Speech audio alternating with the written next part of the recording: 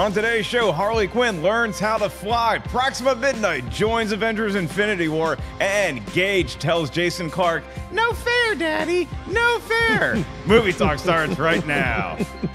One of the more classic lines. Nice reference. Pet Semetary, along with Sometimes Dead is Better, Don't Let Him Go on the Road, I'm Gonna Twist Your Spine. Whole lot of greatness from that Pet Semetary. We have Pet Semetary news, and we kick off with a piece of breaking news. I am happy to be joined by John Rocha and Perri Nemiroff, the stars of Now, Later, or Never. Now, we have two pieces of breaking news here. One is that John Rocha has confirmed he will be attending a CrossFit class at some point this week. But the bigger piece of information is that Warner Brothers and DC appear to be going ahead with a Birds of Prey movie that will feature Harley Quinn, played by Margot Robbie. The film will be directed by Cathy Yan, and they will be working on a script from Christina Hodson, who we reported on last week was working on a Batgirl treatment. She wrote Bumblebee. She wrote the movie Unforgettable, which is also one of John Rocha's favorites. So the Cathy Yan news is really the big piece of this morning. But I think the bigger landscape here is that the next Harley Quinn appearance from Margot Robbie could be Birds of Prey. We have 3 DC movies that are currently lined up for the slate. You have Aquaman, you have Wonder Woman 2, you have Shazam. Birds of Prey could be the next one. Where do you see it fitting into the slate, John Rocha? I think it's a nice logical step. And this whole idea, remember there was a whole moment where they were like,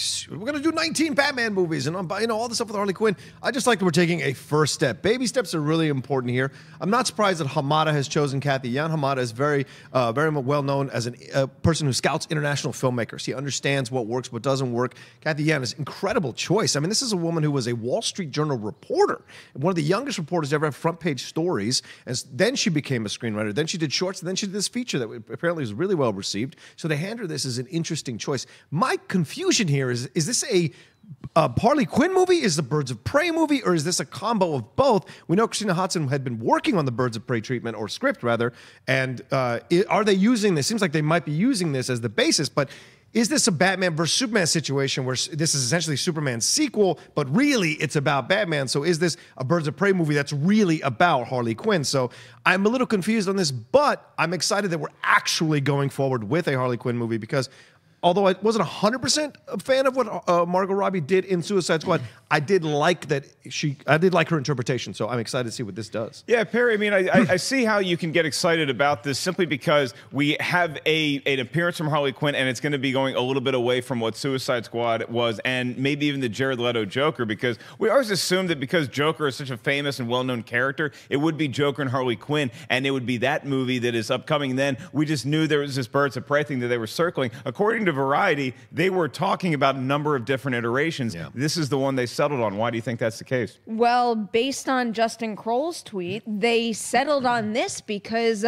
Christina Hodson really surprised them, pleasantly surprised them with the script. And knowing that it's starting from a script exciting the studio executives, especially when they're in this position where the slate is constantly changing. They have all these ideas that maybe they're developing, but we can't. It's frustrating to us sitting at this desk because we're always like, well, when are we going to believe them? When are they going to finally make a movie?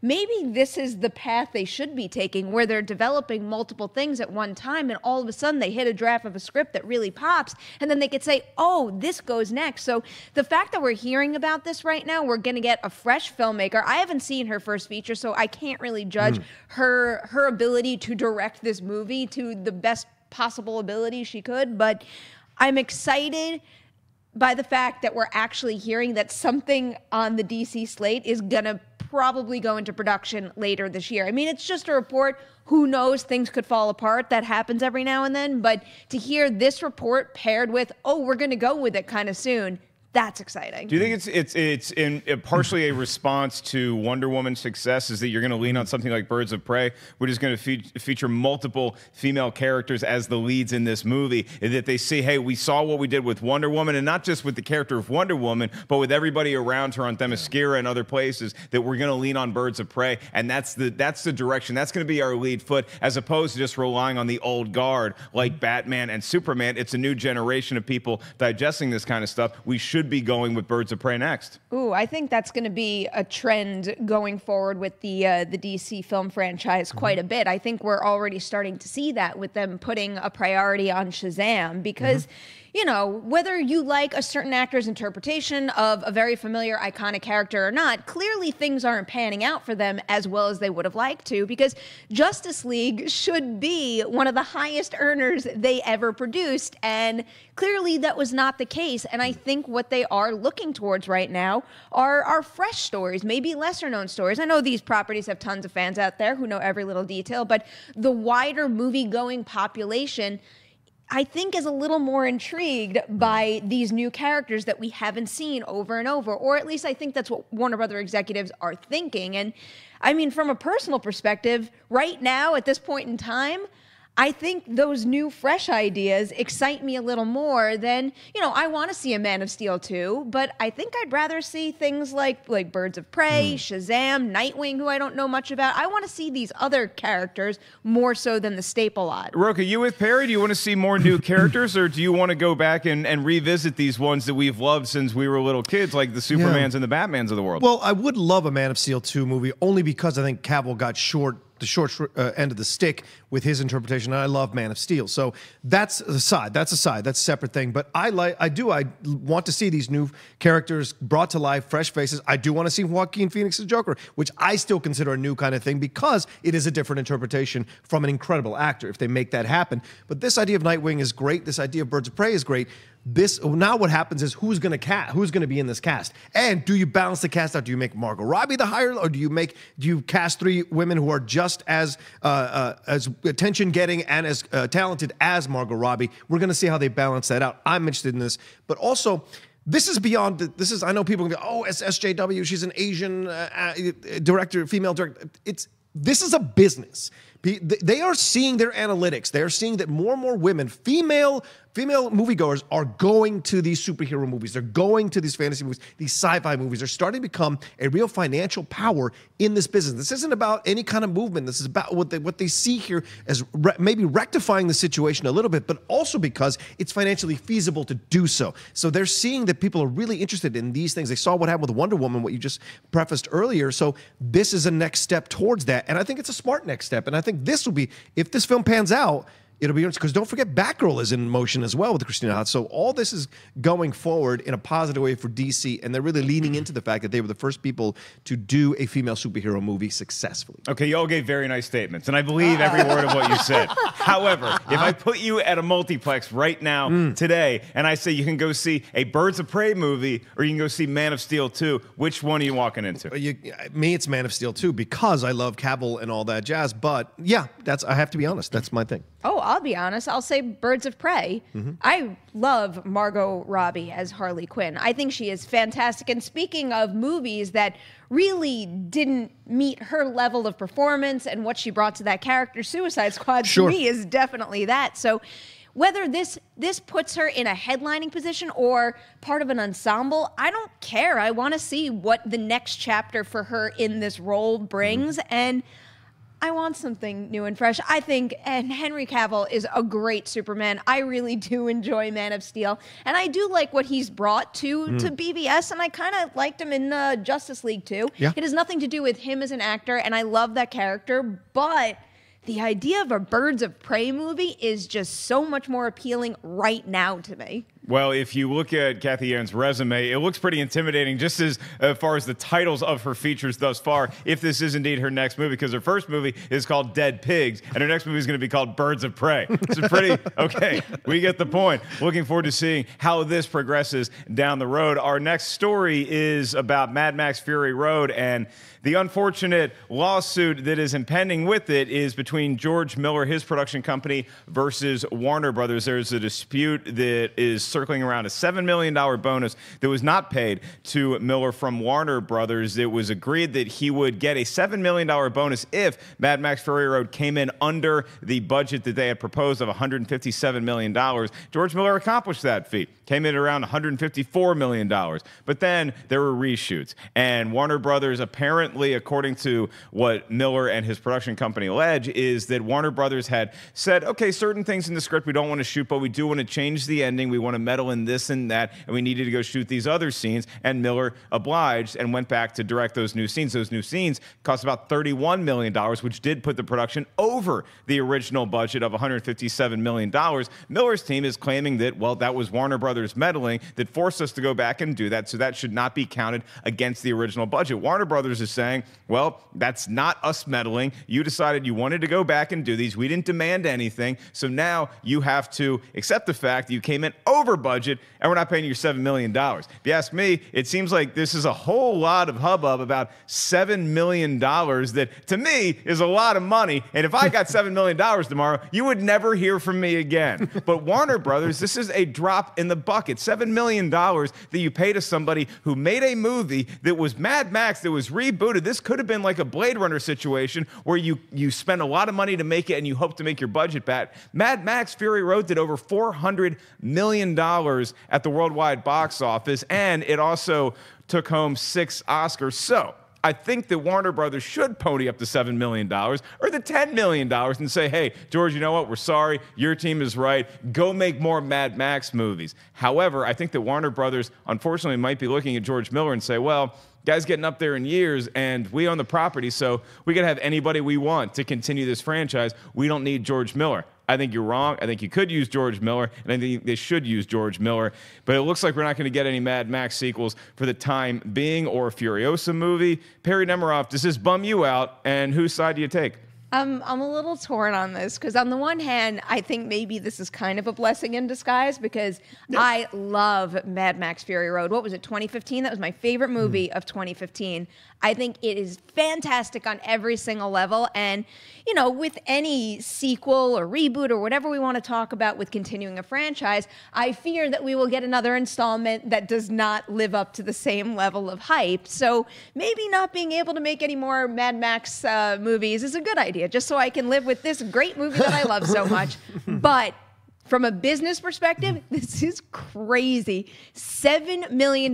Yeah, I would like $7 million too, because it's a lot of money to me as well. But with Warner Brothers, and when you think about how much money they made off of Fury Road, how much more money they can make on future installments, what sense does it even make to bicker over $7 million? And what do I know? For all I know, Warner Brothers is in the right, and they actually went over budget. For all I know, it's the other way around. This is a whole bunch of he said, she said stuff to me, and I can't say, oh, this person is right and this person is wrong, but I can say that one way or the other, no matter who is at fault here or who is right about the total budget in the end, Warner Brothers is pretty stupid for just going to this extent over $7 million when they have so many more hundreds of millions to be made on this franchise. And this is a company that, look, they're trying to get some sort of positivity going with their comic book division with DC. They're looking for the next big thing that could partner with Wonder Woman. Maybe it's Shazam, maybe it's Aquaman, maybe it's Birds of Prey, maybe it's not. It seems like, Rocha, they had a great restart with a franchise with Mad Max. Now, look, if that movie bombed, then I understand you don't want to pay this guy an extra $7 million.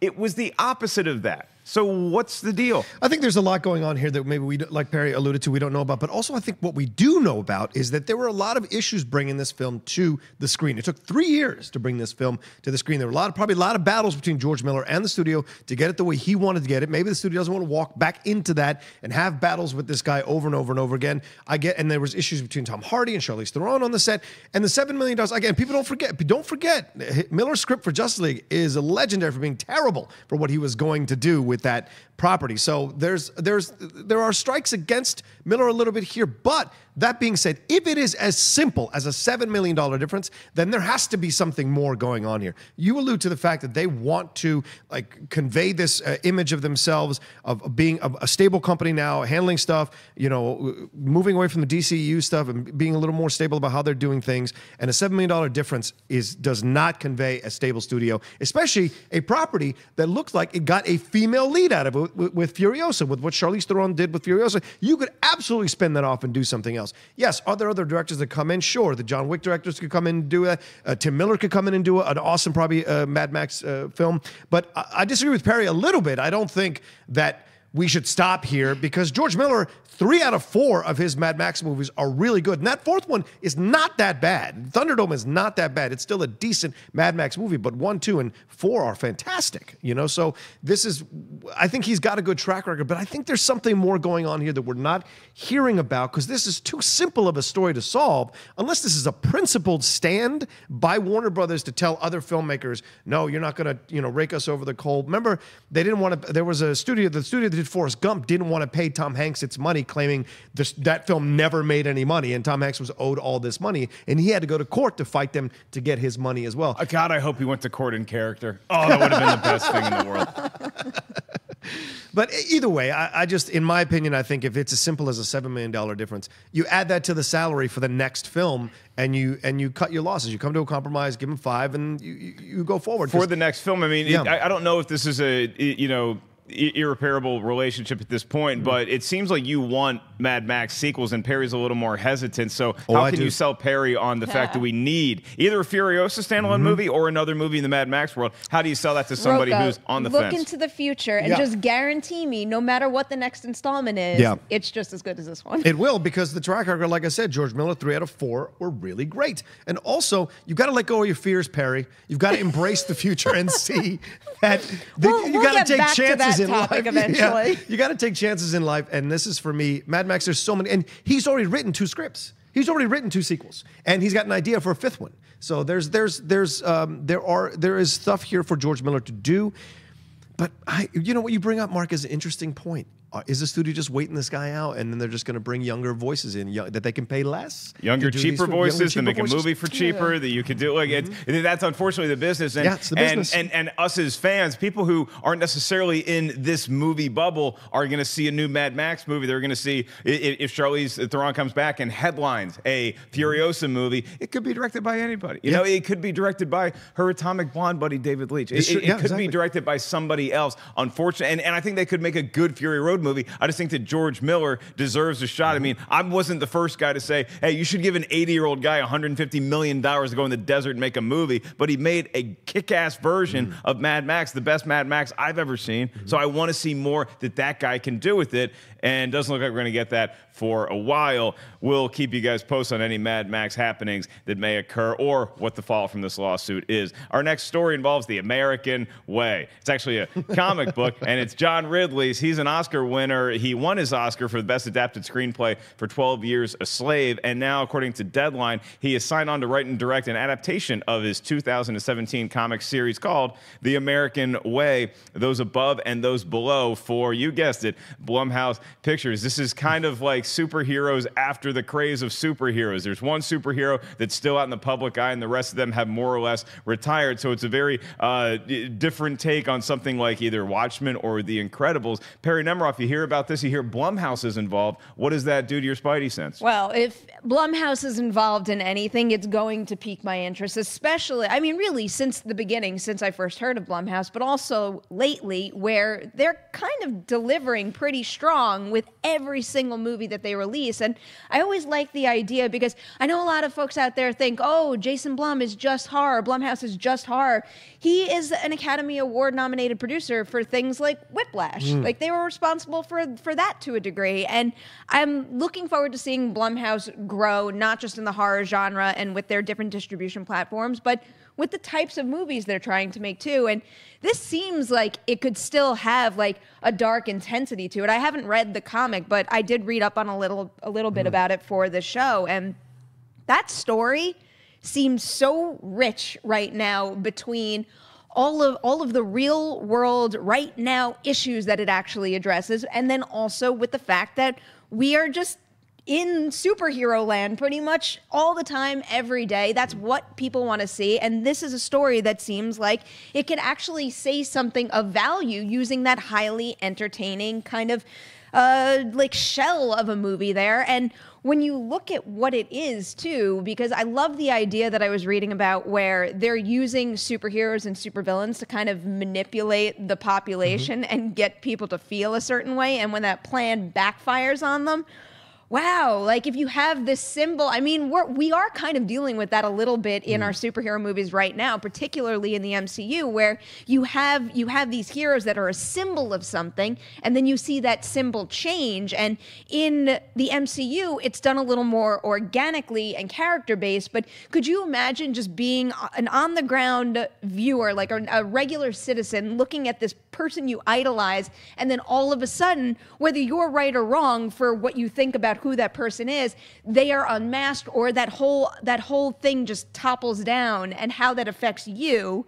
It seems like a much more intense version of a character in the MCU just completely changing not completely changing what they believe in, but altering what they believe in and how you look at them. Yeah, I mean, I would say like you can apply that to a lot of your favorite comic book heroes. Is that if you look at somebody like Captain America, where if you're a kid and you're going to school and you have a Captain America backpack, and all of a sudden you hear he's a war criminal, you're like, oh God, what sort of backpack? Or same thing with Batman. I mean, Batman gets thrown through the media a lot. Sometimes he's in the public favor in Gotham, and sometimes they just think he's this crazy bat-dressing vigilante. So Rocha, how is this movie going to stand apart from something that we've seen in the MCU and the DCEU? Well, I think because it's going to go back to what we got with Blade and The Crow. It's a smaller approach, a more independent feel approach. And if you've read, and I don't want to ruin it, if you haven't read American Way from John Ridley, you need to get on it and find it. This sequel, I don't know how this skipped my attention. I didn't know it came out last year. I'm going to tear through them now over the next couple of days.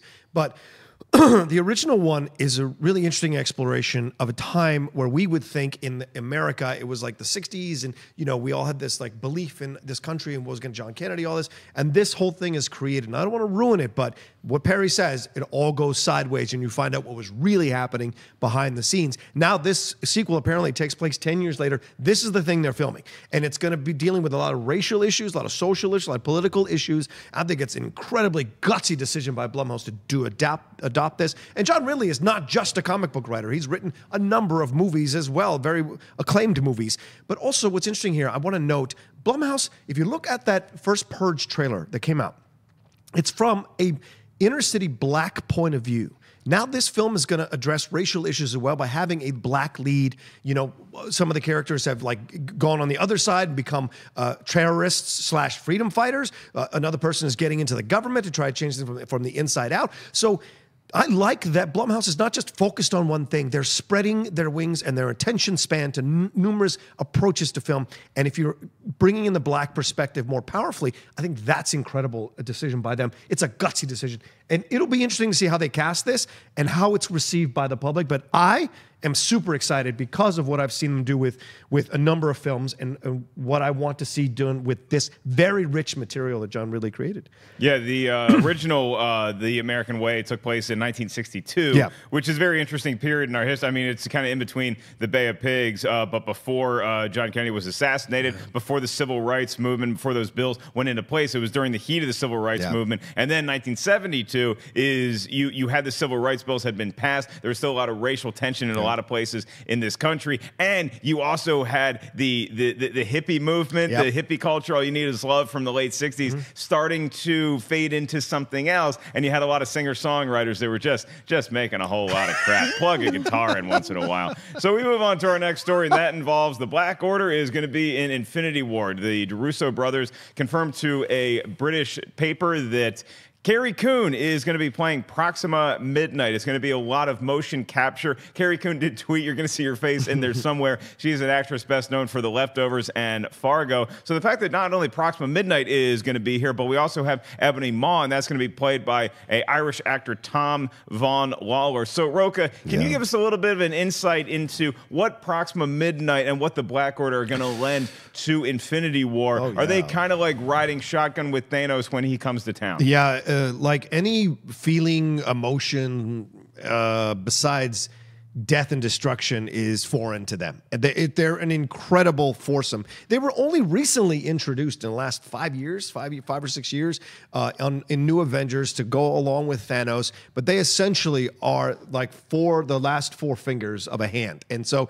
when Thanos and the Black Order come for you, it's pretty much game over. And we've already seen bits of them in the trailer. We've seen Doctor Strange like being, completely tortured. They have no issue destroying, killing, murdering, torturing, what have you. And I think this is an incredible casting decision. Carrie Coon is so good in so many things. Such an incredible act. Like if you just saw her in Gone Girl, you're doing her a disservice. She's great in that. Go watch her season of Fargo.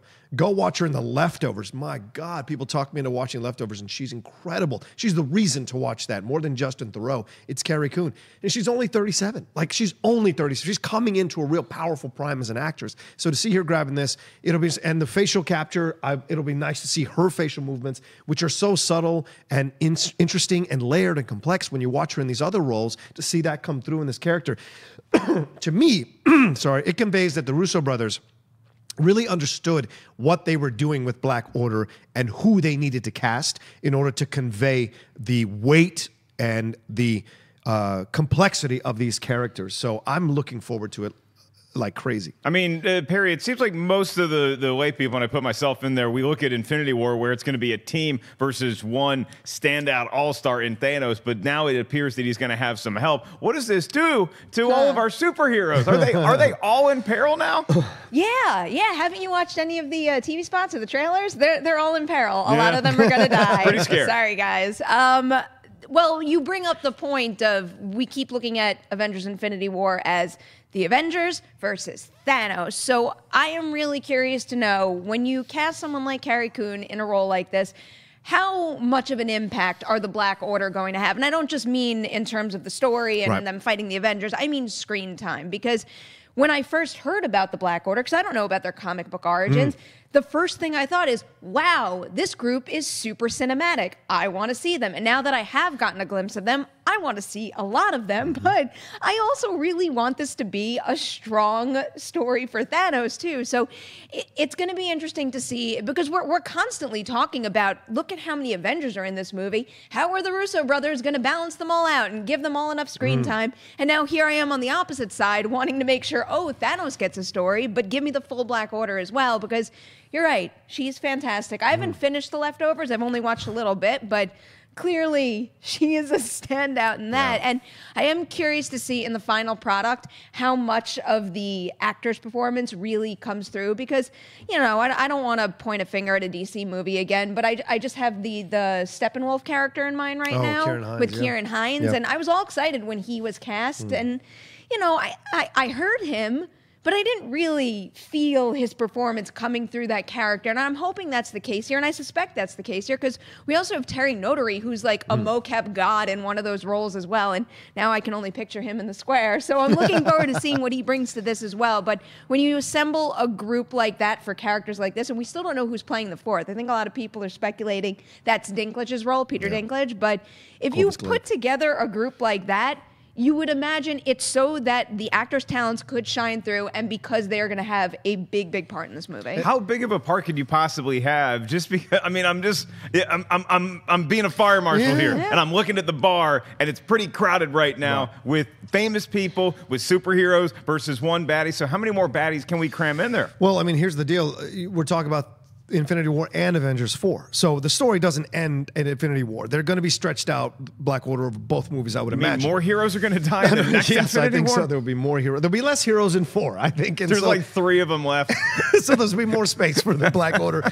But also, this is why you cast, and this is a great point you bring up, Mark, and Perri as well. How much screen time are they going to get? So what do you do to solve that problem? You cast really good actors who will make the most out of their screen time and leave a lasting effect on you. And someone like Carrie Coon, someone like Terry Notary, those are the kind of people that will do that. And if Dinklage is Corvus Glaive, that's even more evidence that these are incredible actors, that they cast correctly to bring the most that they can in the limited amount of screen time that they get and convey the essence of these characters really well. You could also make a huge impression with even just one single strong scene. It's what I don't want to see is I don't want to see Thanos front and center and them just feeling like window dressing around him. And that can easily be solved because we have seen little bits of this in the trailer. And what I think might happen with these characters is you're going to wind up seeing, one of them at a time go head to head with a very familiar Avenger character. And that's going to be some sort of big moment that sheds a lot of light on who they are as a character versus just being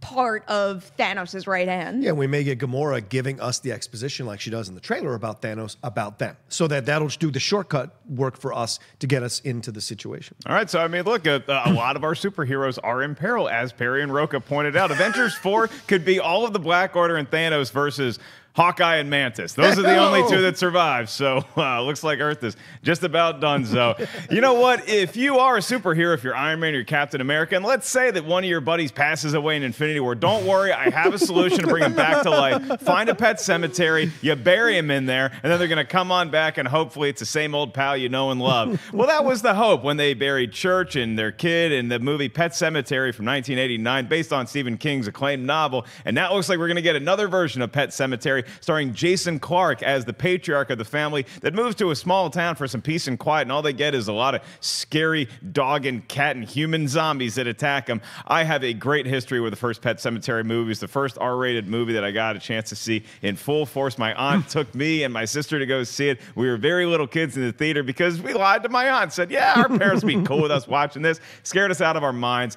There's a great side story that really doesn't have anything to do with the rest of it, but it's just a scary image to put with Jason Clarke, who's, you know, in the new movie, his wife, and her backstory with her sister Zelda. It's one of the scariest things I've ever seen on screen. I cannot watch it to this day. Perri Nemiroff. This is from Paramount Pictures, and so I'm wondering if Platinum Dunes is the label that's going to be putting this out, because last week Platinum Dunes said, hey, we're not doing any more remakes. Paramount's doing another remake. However, I am giddy about this one, and Jason Clarke, I just saw him recently in Chappaquiddick. He's fantastic as Ted Kennedy. He always brings a lot of, as somebody on this panel would say, gravitas to the role, so I cannot wait to see this reboot. Am I getting unrealistically excited about Pet Semetary? No, I'm really excited about this as well. And I love the Pet Semetary movie. What is it, 89, 89, I think? Yeah. And I think it still holds up pretty well. I'll admit there's some melodrama in the performances, but when you're talking about just the quality of the story and the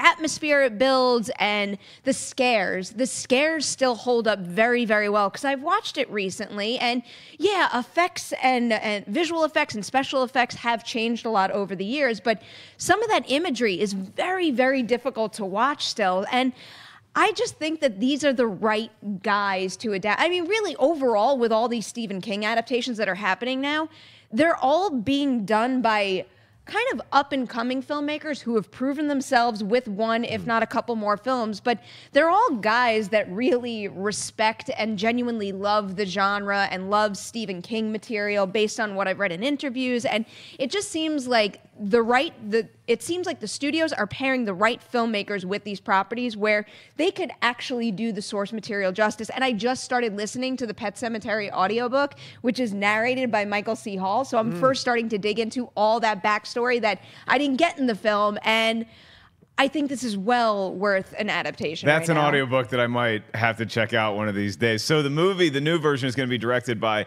the directors of Starry Eyes, and that is Kevin Kolsch and Dennis Widmer. Did you see Starry Eyes? Starry Eyes, yeah, I should have name dropped them when I'm like, these directors are fantastic, but I'm still afraid to say Kolsch's name because I never know how to say it. Kolsch, it's like the beer Grolsch. Yeah? Kolsch. All right. I'll go with that for now until you're proven wrong. Good European lager. Starry Eyes, though, if you have not seen it, is fantastic, and it does show what these guys are capable of. They also directed an episode of the Scream TV series, which I give that series a little bit of credit. I got pretty into it, and I think those guys had a lot of fun in their episode with the idea, too. And they're part of the reboot now with it, so they basically trashed all the characters from the original version of it, and now I guess they're just restarting, and they're spearheading some of the episodes in that, and I'm really looking forward to what they bring to the table there. But they're talented guys, and I'm happy they got this gig. John Rocha, would you be up if we got some makeup on you, if we could age you about 30 years? Could you play the Fred Gwynn role in Pet Semetary? Ooh, I would love to do that, but sometimes dead is better, right? Boom! He's using that for his argument. Come on, son. Listen. In 1989, Dale Midkiff and East Crosby, that was an awesome film. I was older than Ellis, so I took myself to the theater to see it with a bunch of friends, and I went twice because that film scared the living hell out of me. It's a fun, guilty pleasure horror. Yeah, it's melodramatic, like Perri said. There are certain moments, but hey, it's the 80s. Don't let him go the road, Jed. But the Fred Gwynn character, which is great. I mean, you're like my cousin Vinny around that time, so you're just like, oh, what? So this was such a fun, enjoyable time. I remember, and I have fond memories, and people still reference Pet Semetary. It was referenced by The Flash and Justice League, right? That whole idea of bringing Superman back to life. Oh, dear God, there's Zelda. Oh, sorry. Oh, my God, I can't watch it. I looked at the screen because earlier I saw Edward Furlong's face. And I'm like, are we running Pet Semetary 2 footage? I'm not looking at this right now. I can't actually see now it. let's talk about, but this is what I'm saying. We don't need a remake. We don't need a remake. I hate to poo on both of you, but like, I don't think we need a remake. I think 89 still stands up, is still great. This will be fun, but it won't have that same kitsch and campy joy that the first one had. This will be done with better, better CGI, better all that kind of stuff, and it won't have I won't love it as much. I know I won't love it as much as I do this film. And Perri we were talking off camera about it, and that's in reverse. Whereas I didn't like that TV series that much, I love the film. So there's a difference here for me. For me, that's all I'm saying. I don't think we need a remake. Do you think this is going to be? But I like Jason I think Clarke. it's going to be profitable, though. Yeah, sure. I think this is a movie that you can put out. I think it's got name brand value. Sure. Or is that just me having seen it when I was a little kid? Is there a generation that could experience Pet Semetary? And that's what I'm wondering about. What is the market for this? Because are kids still discovering Pet Semetary? Yes. As teenagers? Yes. I don't know that. Do you have evidence for that? We don't know that. The kids are still playing Truth or Dare. That movie did well. Kids are still burying their dead pets, and not they're a still Stephen playing King Truth or Dare. game. B, not a Stephen King book. I'm just saying, are people like Tommy Knockers was surprising enough for me because I was surprised that they would even want to do a film adaptation of that. So to throw in Pet Semetary, which has a lot of love in the horror community already, and for people who aren't even horror people, we love that movie. So to make a remake, it's a little dangerous to me, and I don't know if it's going to turn out. That's why you do it, though. But Jason Clarke is great, and I love Jason Clarke. What do you mean? That's why you do it. With what you were getting at, Alice, it's the title, Pet Semetary, and it's what you brought up with Justice League. Oh, because there's a name recognition. Yeah. If we're talking about, I get the reasons why. If we're talking about profit potential here, especially looking at how well it did, this is definitely one of the Stephen King novels to prioritize because maybe not to the extent of Pennywise, but the title, Pet Semetary, especially the way it's spelled, I feel like that does have, whether a young moviegoer out there has seen Pet Semetary or not, they are aware of what it is. And really, this idea can hold up very well. And I get where you're coming from with loving the original so much. Yeah. I mean, it's basically what I was just saying with Mad Max Fury Road. I love Fury Road so much, I'm afraid to get a new one.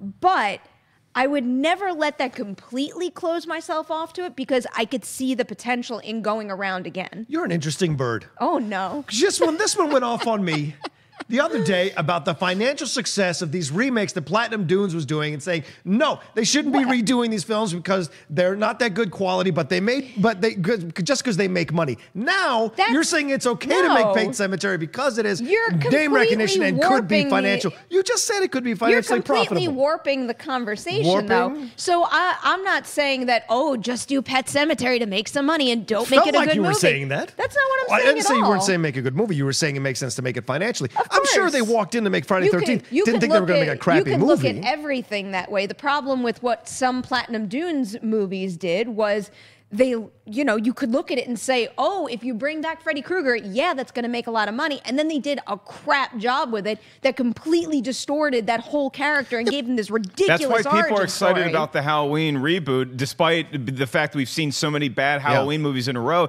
is because we trust the team that's making it to go back to what the original is. So Jeff Bueller's is writing the most recent treatment of this. He's well known in the horror community. He hasn't written a lot. I mean, he wrote Midnight Meat Train. He's written a couple other things, but it's like, I think that this guy apparently he's also working on like a Jacob's Ladder reboot. So he's respected enough to be doing these kind of movies. And I do agree with Perri, not just because I have an affinity for Pet Semetary, it's also because the name Stephen King has value right now. And I hope that a lot of his stuff doesn't just get rebooted for the sake of rebooting it. I don't know how Tommy Knockers is going to turn out, but I know that It Too is going to be a high-profile project. And I think that if this comes on the heels of something like It Too, Pet Semetary can be profitable, which is why a studio is going to make it. But I think think it's also something that we can sink our teeth into because there is a lot of lore there to explore. And I think that there was lore to explore with Friday the 13th and Nightmare on Elm Street, and maybe some of that got lost in the wash. Yeah. Would you be okay with a Dead Zone remake if they did a Dead Zone? Oh, yeah. Really?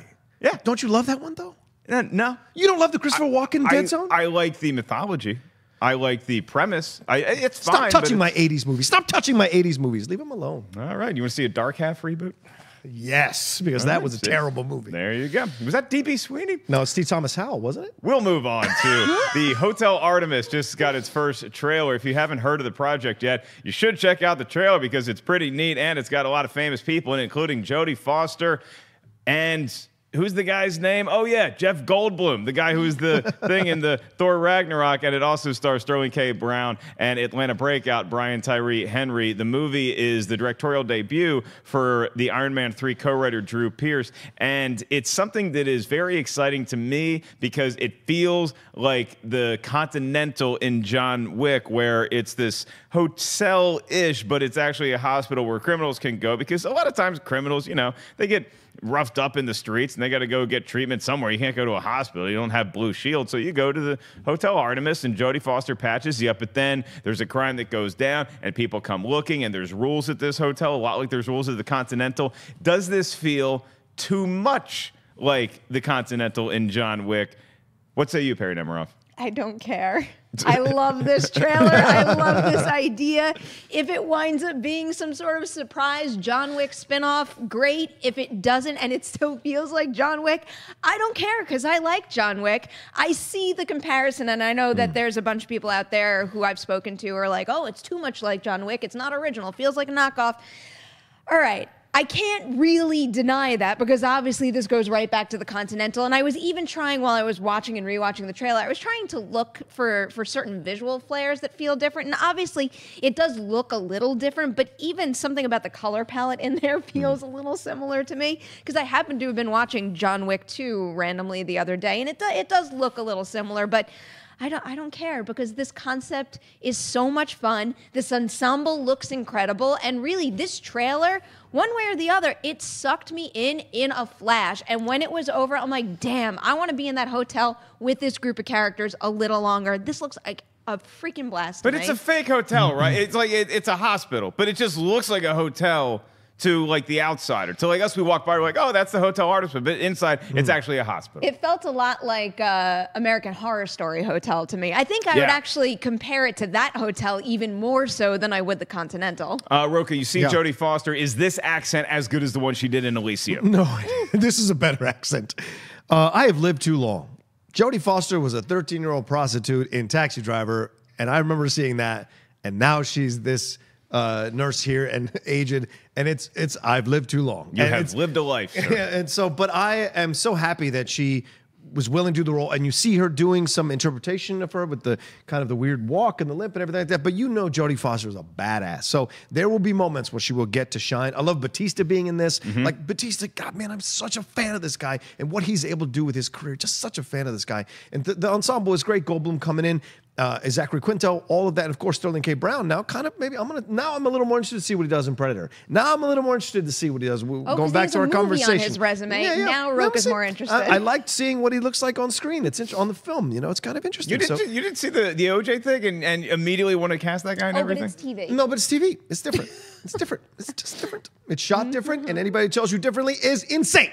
So the thing that I liked about this, though, what Perri alluded to is if it's really related to John Wick, that would make so much sense, and it would be awesome. And if it's one of those quiet things, like everyone wanted Life to be the Venom movie. If they do the surprise, they'd be smart because it is so similar to John Wick that it would surprise me that it wasn't related. Like it would just be kind of a knockoff, which would undercut it. Does that even make sense? Do you have that there? The distributor, as I'm looking at it, I am not sure. I do know the movie opens on June 8th. Boom. Boom. As much as I would want it to be a John Wick spinoff, if the distributor is different, I think that kind of nixes that possibility. Well, maybe. The distributor is, Marvel. You guys keep debating about something. I'll look it up. I'm really pumped to see Sophia Boutella in this too, because I mean, really, I think she's proven herself time and time again. And even though I don't like The Mummy, I think she was a standout in The Mummy. So I'm looking forward to more from her. And also Jenny Slate in this as well, because I'm so used to Jenny Slate in comedies. And this looks really, really dark. And like that character is in a tough position. So I'm excited to see what she brings to that role. Can we be done with Charlie Day for a bit, though? I mean, I'm a little done with the same character in every movie. I like Charlie Day, but that was the first thing that crossed my mind when he delivers his first line in this. I saw this in Pacific Rim. I saw this in, countless other things. Try something else. Try something else. This is a very new company, kids. It's Global Road Entertainment is the one that's doing it. They did Marshall last year in 2017, and they have a movie coming out called Midnight Sun that was just released, I guess, in limited release, not to be confused with Rising Sun, starring Wesley Snipes and Sean Connery from 1993. We have one more quick story to get to, then we'll take some of your live Twitter questions. Go ahead and start tweeting us right now at Collider Video and use the hashtag Collider Movie Talk. Our last story is a very simple story. We got some new TV spots for Deadpool 2. Perri, Rocha, did we need these TV spots? What did these do to you as far as somebody who is excited to see Deadpool 2? Did it up it? Did it lower it? Or do you remain the same? I remain the same. I'm still excited to see it, but with a little bit of trepidation, a little bit of caution, but I'm still excited. I'm still excited. I didn't necessarily need this, but I applaud Fox for using this kind of structure during Walking Dead. I think it was clever. It's effective in the show. It's effective right now when I watch 1, 2, 3 in a row. So job well done. But I don't know how smart it was since Walking Dead's finale had the worst ratings since season 1. So I don't know if they got the more bang for their buck that they were hoping. This is a topic for another show or maybe a news video. Yeah, I gotta ask you about that crossover because I just dropped out of Walking Dead. Yeah. I was like playing my ass off for 6 seasons, and then it's like Coach just took me out of the game, and I've never gone back in. And then I heard they had a crossover with Fear the Walking Dead, and I was excited about it, and I was interested, but what can you do? When you're busy here at Collider Video, pumping out great content day in and day out, such as Now, Later, Never. Rocha, Perri, tell us about the show. Perri? No? Oh, okay. I was going to give it to you. Okay, give it to me. Now or Later, Never. We do quick movie reviews, 2 minutes and under, talking about the latest films that are coming out to help you decide what film you should go see now, you should go see later, or you should never see in your entire life. You know what we're covering this week? I Feel Pretty. I Feel Pretty. All right. I made him go see that. You guys are both very pretty in your own unique ways.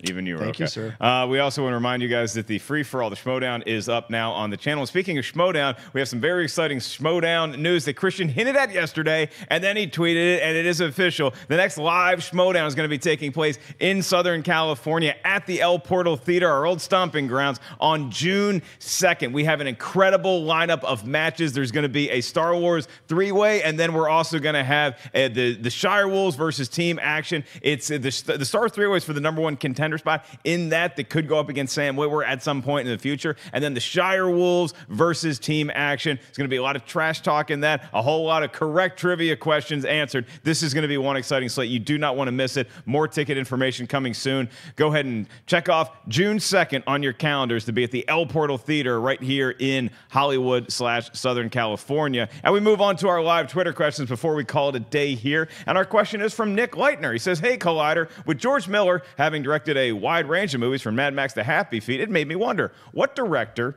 do you think has the most diverse filmography? Ooh. Is it Spielberg? Is it Danny Boyle? Those are the two names that Nick Leitner gave us. What director has the most diverse filmography? John Rocha. Billy Wilder.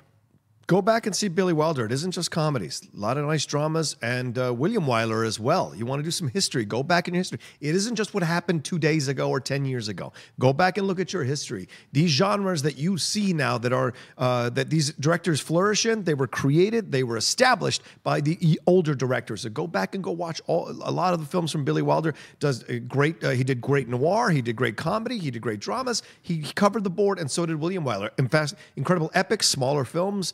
Great treatises on the world. So just go watch them. All right, Perri Nemiroff. Oh, man, this is a big question. I love how you had an answer in your back pocket, and I did not. Spielberg is definitely, I mean, after having done the top 10 series, going through his stuff, obviously you could see similarities in theme and style, but he does cover a very wide range of topics. And to throw out a more recent one that really excites me, and excites me for a movie that we're getting later this year, is James Wan, because he built his entire career on from going from small, super low budget horror to getting bigger and bigger and bigger, and then all of a sudden jumping into a franchise like Fast and Furious and really knocking it out of the park. So I'm just really excited for him right now. He established himself, he got that base, and now he is doing really different things with it, and I'm pretty hopeful in Aquaman for it. Did they mention Danny Boyle? Danny Boyle's one, right? Danny Boyle. Boyle's good. It is one of the ones. Yeah, he's done. You're still allowed to take it. Okay, I still love Danny Boyle. Yeah, you can take Spielberg or Danny Boyle. That is It legal. just occurred to me, wouldn't you love to see a Spielberg Superman movie? Nah, I'm good. What? I'm good. Thank you. You know he would do a Thank great you. Super. Okay. Thank you. Thank you for your time. We'll call you. I just like this Steven Spielberg. Why didn't do his stuff? I just Superman. saying. He's what? You're not going to make a better Superman movie than Superman 2. Okay, it's not going to happen. What? So let's have some more Batman movies. Let's have a Birds of Prey movie, an Aquaman movie. Superman is nice. I just, he's not. Superman He's 2? not my guy. He's not my guy. Clearly. He's a goody two shoes. You and Nost. I like darker characters. Okay, one more question, then we will call today. This comes from Better Call Maul. The handle is @FetUnchained. Hey, good to see your spaceship for a brief second in the Solo trailer. Your question is, Andy Serkis's Jungle Book movie was filmed starting way back in 2015, and it's being released this October. When will we get the first trailer? Perri Nemiroff, any inclination as to when we see a trailer for Andy Serkis's Jungle Book? I hope soon. I mean, we kind of have to get one soon, right? Who's do you know who's I am not. No, you get one of those. That's like a JTE rule. You get one of them per show. Perry. Well, because that's how you figure some of this out, whether you're talking about studios that tend to come to Comic-Con, which definitely feels like too late in the game for me, or just tagging it on to another super, super big release, like what we're talking about with The Predator and Deadpool. That makes a whole lot of sense to me. So it's tough to pinpoint an exact date without knowing what kind of big tentpole it could be locked into, but I would imagine in the very, very near future. Otherwise, you're probably going to see people talking about, oh, should we be worried about Andy Serkis's Jungle Book because we haven't seen anything yet. Okay, you know who's distributing it? Warner Brothers? Yep. Warner Brothers. And Warner Brothers has a really cool panel at Comic-Con every year. So true. maybe that's when they show us. They have like the huge surround thing in Hall H, and they show us Andy Serkis and all these other. It's got a great cast. So we could see it then. Rocha, are you dying to see this movie? I'm not actually, because I really enjoyed Favreau's interpretation, and I wasn't a big fan of the animated one from Disney. So the fact that Favreau got me to enjoy this story with his movie was really incredible.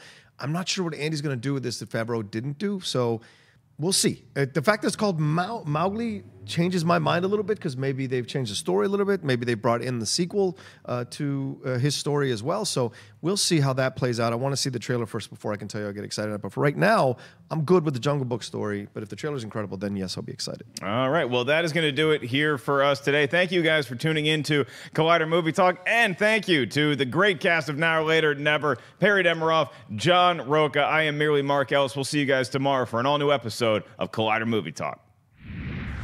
Hey everybody, Mark Ellis here. Thanks for watching this episode of Collider Movie Talk. You want to watch more? Then click up here, or you can click right here for more great content from Collider. And if you haven't subscribed to Collider Video, do so right now and share this vid with your friends. Thanks for watching.